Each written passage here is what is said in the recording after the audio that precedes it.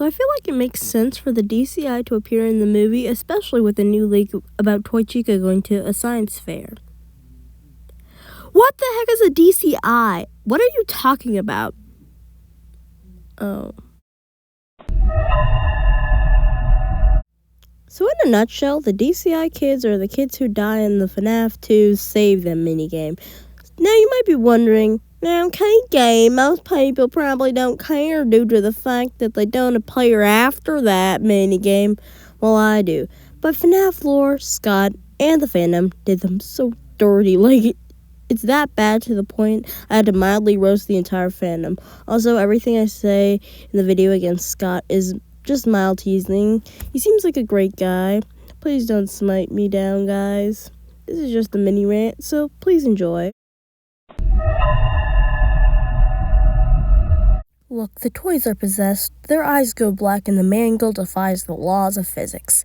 End of story. They're most likely possessed by the DCI because, well, why would that minigame exist then? To show the puppet failing or something.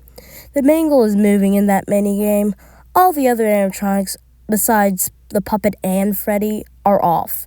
There has to be some supernatural stuff going on, and don't even get me started on JJ. Also, if they didn't possess anything, then this minigame shouldn't exist. Why would Charlie leave, 6 dead kids unaccounted for? That's very out of character. Even with all that, the fandom still jumps you for saying anything about Toy DCI.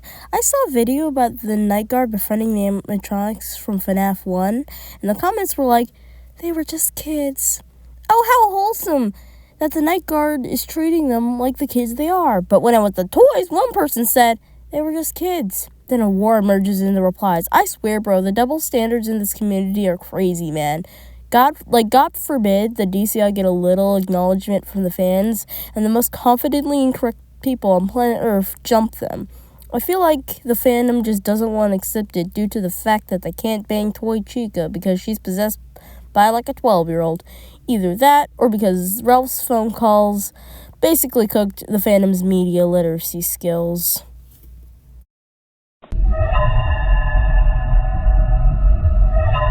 Look, Scott, love your work and story, but you forgot something. It's the medium-sized elephant in the room right now.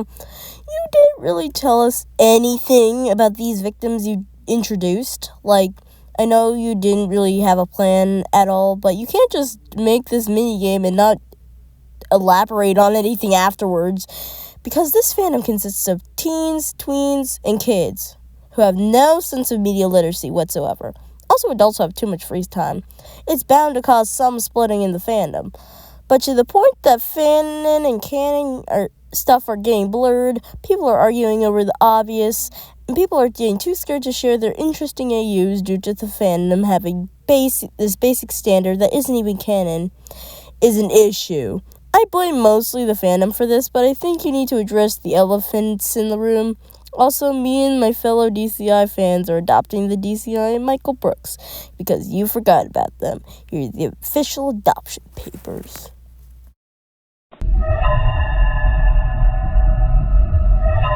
We've acknowledged the DCA are there. There are only 3 routes they can go from here without them just moving on because their suits got absolutely demolished and the restaurant closed. They can't have moved on that easily. It's stupid because of the existence of the Follow Me minigames and Happiest Day. 1. They possessed Lefty and burnt in the FNAF 6 fire while the MCI are in Funtime Freddy Spaghetti. 2. They possessed Funtime Freddy Spaghetti, and the MCI possessed the Rockstars and moved on in FNAF 3. Personally, I prefer this theory over Lefty DCI, though. And number 3, they burned in the FNAF 3 fire while the MCI have their epic main character moment. Speaking of the MCI, they are somehow the most critical characters in the series, yet we only know their names and what they sort of look like, minus Susie, who's Scott's favorite kid. So just imagine how much less the DCI must get. I don't even think the restaurant they died in really gave much of a crap due to the fact that it could have been open longer than a week due to the fact the mangle being that. because they gave up fixing them every day, which wouldn't make sense if it had only been open for 2 weeks. Therefore, if they did find the bodies, they didn't close it until someone got half their brain torn off by a mangle. Not fully confirmed, but still. Damn, the more that I think about it, the more I realize how important the mangle is. Mangle toy shouldn't get anybody, but seriously, in universe and in the fandom, the DCI can't catch a break.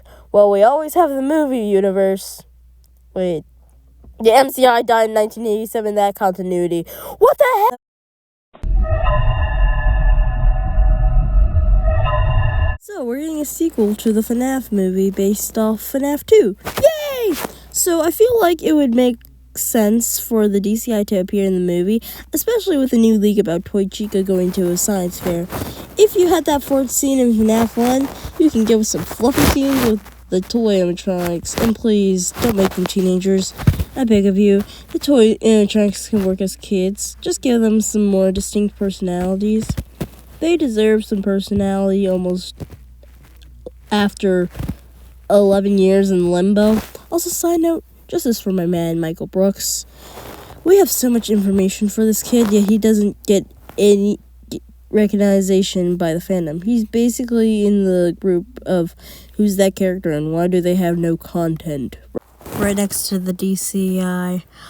Also, if the blonde kid is revealed to be a Cassidy and Cece parallel or Michael Brooks, I'll be able to die happy. Also, the blonde kid in the movie is goofy as hell because what do you mean this kid just killed Abby's aunt and just straight up kidnapped Abby via taxi, like...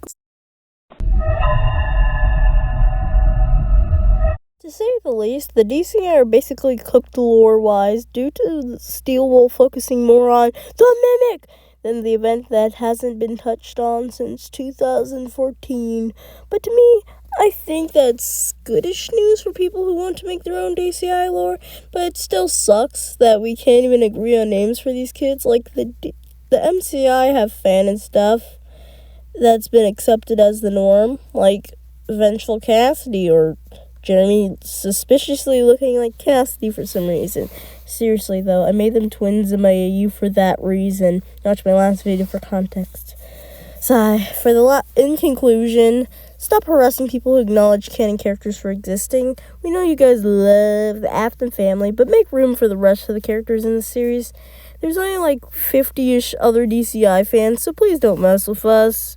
If this video inspired you to become a dedicated DCI fan, then make sure to hit that subscribe button and you get a free t-shirt. This channel is a safe space for talking about DCI stuff from theories to headcanons, and no DCI hate is going to be tolerated here. And that's my TED Talk, folks. Thanks for watching and have a good day or night.